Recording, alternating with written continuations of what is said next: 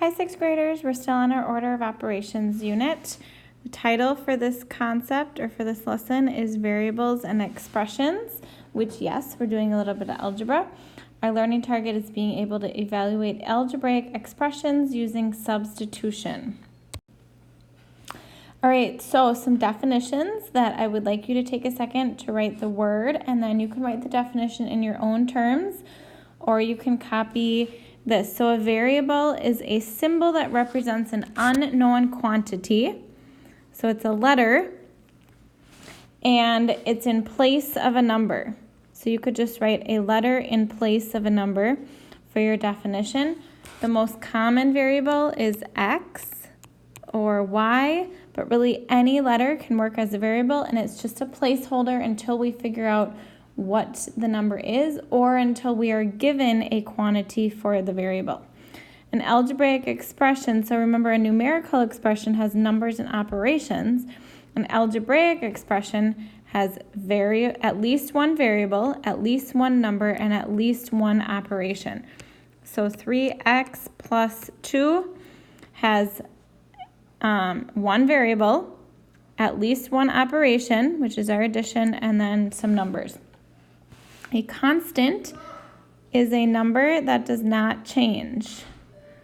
So if I have the expression n plus 2, n can change because any value can be put in for n, but it's always going to be added to 2. So 2 in this expression, n plus 2, 2 is our constant. So that's a good example that you could write down there.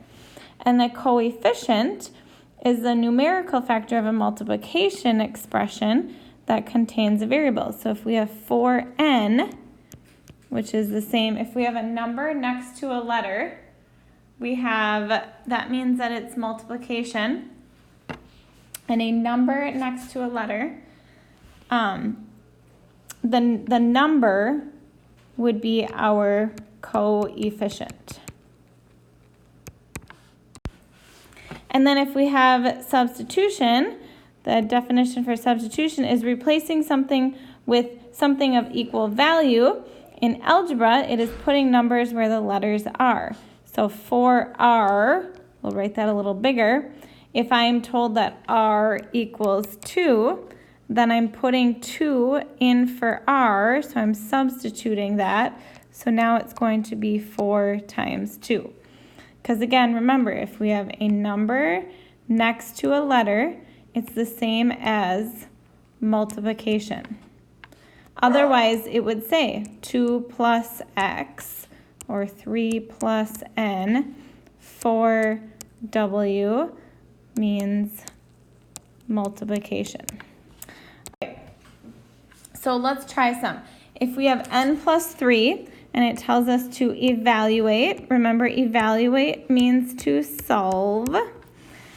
Evaluate n plus 3 if n equals 4. So basically what I'm going to do is I'm going to take 4 and I'm going to substitute it in. I'm going to rewrite my expression, but instead of n, I'm going to put a 4. So 4 plus 3, and then my answer is going to be 7.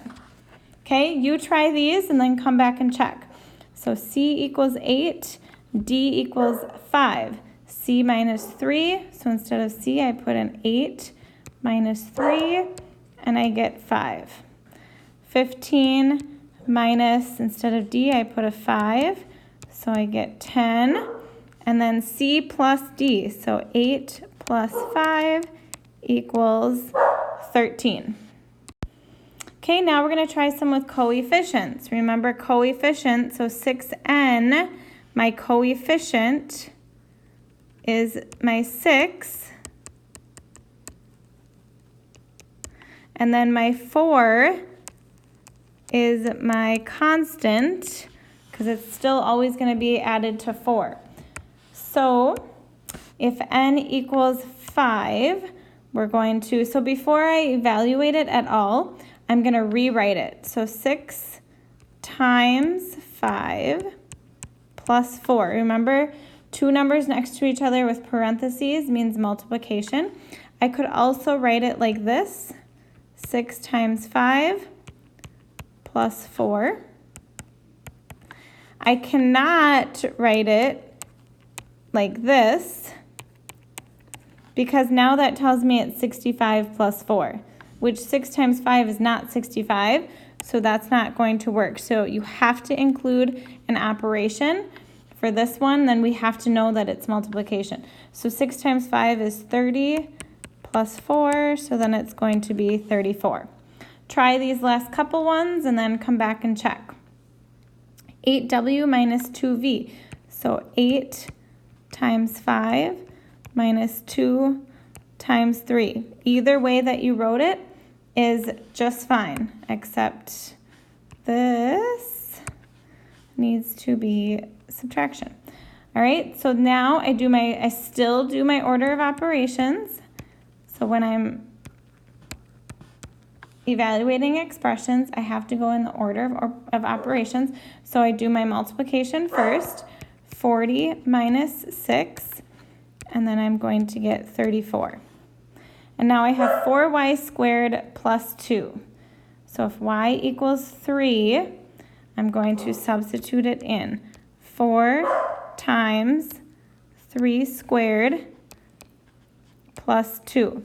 Notice that my squared goes just with my y. The squared is going to go with the y, and then I'm going to multiply it times 4. So first I do exponent, so 4 times 9, because 3 squared is 9, plus 2. So 4 times 9 is 36, plus 2, and I get 38. All right, we will do some more problems like this in class. Have your notebook so I can see your notes, and have a good evening.